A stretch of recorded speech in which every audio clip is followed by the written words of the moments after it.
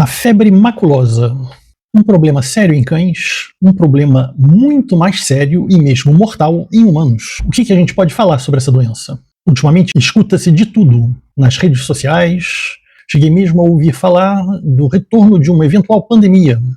Vamos tirar isso tudo a limpo? Vem comigo, no caminho eu explico.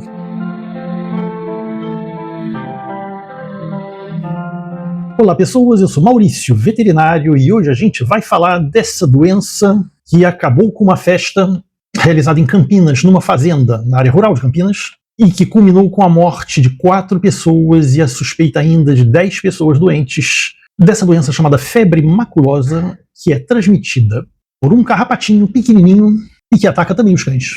Então, a febre maculosa é uma doença aguda e violenta, uma infecção causada por uma bactéria e transmitida por um carrapato.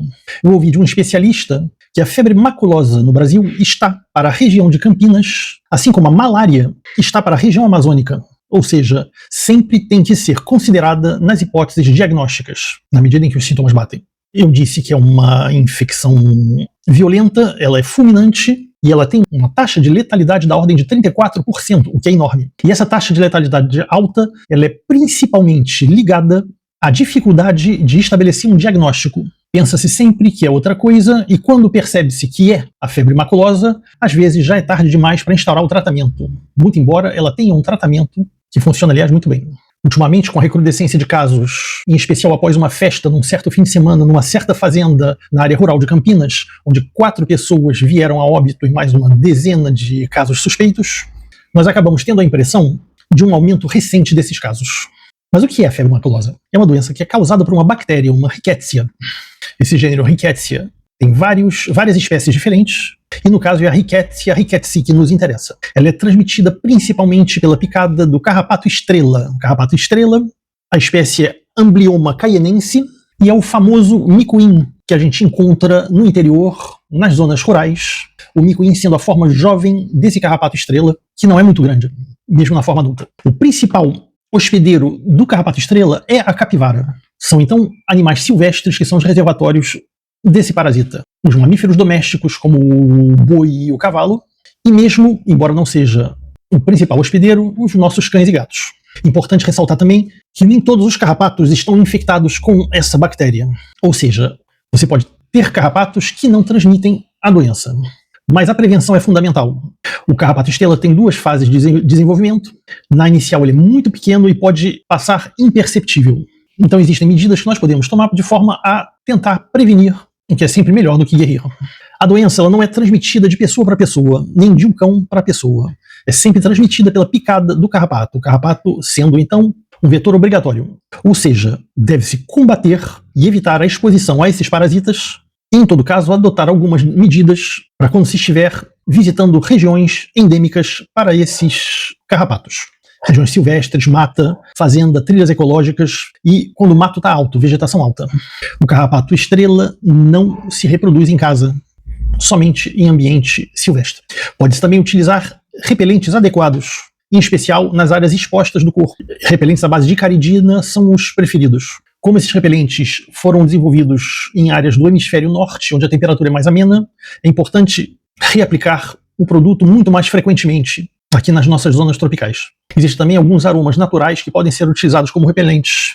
O odor do limão, da laranja, da lavanda, da canela e da hortelã são repelentes naturais para carrapatos, de uma forma geral. Você deve cuidar bem do seu cachorro também, fazendo uso preventivo de coleiras contra pulgas e carrapatos, comprimidos contra pulgas e carrapatos, pipetas, tudo isso à conveniência do seu veterinário. Há quem diga que esses comprimidos não serviriam porque o carrapato pica para ter contato com o princípio ativo, e aí já é tarde demais porque ele já transmitiu a doença. Ora, ele precisa de 4 a 10 horas para que essas picadas continuadas consigam estabelecer uma ponte de transmissão. Então, esses comprimidos funcionam sim.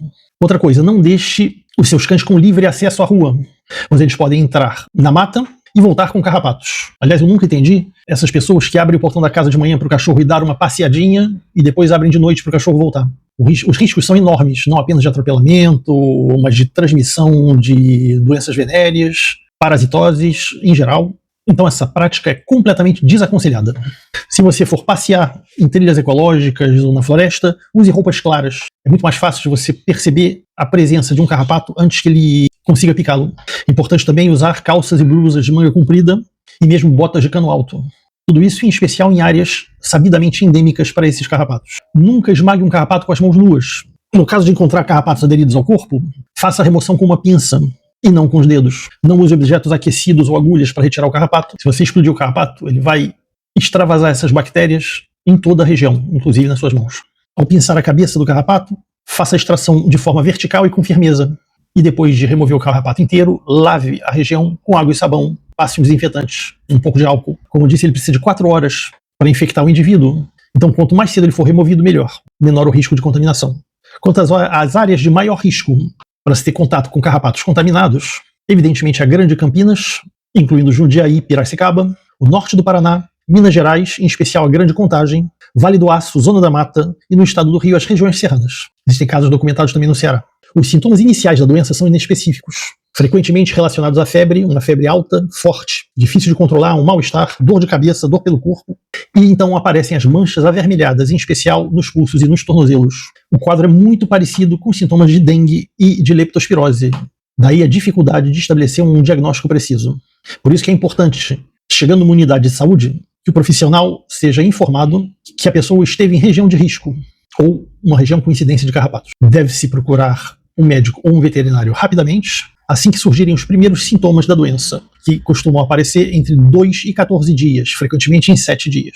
O diagnóstico precoce e o tratamento adequado são essenciais para uma recuperação rápida e eficaz. Então, no caso de escola, os sintomas evoluem da forma seguinte: inicialmente uma febre alta, uma dor de cabeça intensa, náuseas e vômitos, diarreia e dor abdominal, uma dor muscular constante, seguido por inchaço, vermelhidão nas palmas das mãos e solas dos pés, gangrena nos dedos e orelhas, e enfim paralisia dos membros, que começa nas pernas e vai subindo até os pulmões, gerando uma parada cardíaca. Tudo isso muito rapidamente. A febre maculosa, ela existe o ano inteiro, mas é a partir de abril que nós temos essas formas mais jovens do carrapato que agridem mais os seus hospedeiros. E aí eu incluo os cães e o homem que passeia nas trilhas. Um detalhe que tem sua importância: a doença não afeta os animais tão gravemente como os humanos. Os animais não correm grandes riscos, eles ficam doentes, mas de uma forma branda. Mas é importante ficar de olho neles, caso você vá a uma área endêmica de doença. Na verdade, a febre maculosa, quando ataca o cachorro, ataca sempre de forma branda. Mas como o carrapato é o mesmo, ele pode passar do cachorro ao homem. O cão nunca transmite direto ao homem, sempre por intermédio do carrapato. E se o cão tem a doença de forma branda, não é o caso do ser humano. Quanto ao cão, existem 2 outras doenças que são transmitidas pelo carrapato e que são muito mais agressivas, são a babesiose e a ehrlichiose, mas nós vamos falar dessas doenças num outro vídeo. O tratamento não deve esperar que se feche um diagnóstico, porque é muito importante que ele seja feito de forma precoce. Os antibióticos de eleição são clorofenicol e a doxiciclina, administrados à conveniência do seu veterinário, normalmente durante 1 semana ou até 3 dias depois do final desse período de febrão. Precisou de pouco para que nós encontremos nas redes sociais, em especial no Twitter, algumas mensagens alarmantes predizendo uma nova pandemia que estava a caminho, ou ainda pior, consequências de um vazamento de armas biológicas por laboratórios que espalhavam mosquitos geneticamente modificados no Brasil e que agora produzem carrapatos. Laboratório que, evidentemente, é sediado em Campinas, onde morreram 4 pessoas na semana passada. É preciso um pouco de recuo, porque, em verdade, quando se analisa os dados dos últimos 10 anos, a oscilação de incidência de casos e de óbitos está na média normal dessa década. Em conclusão, existe um tratamento eficaz para a febre maculosa. Existem também formas de prevenir que são conhecidas, já que nós conhecemos completamente o ciclo da doença e do hospedeiro. Apesar do surto atual em Campinas, o número de casos e de óbitos está dentro da média da última década.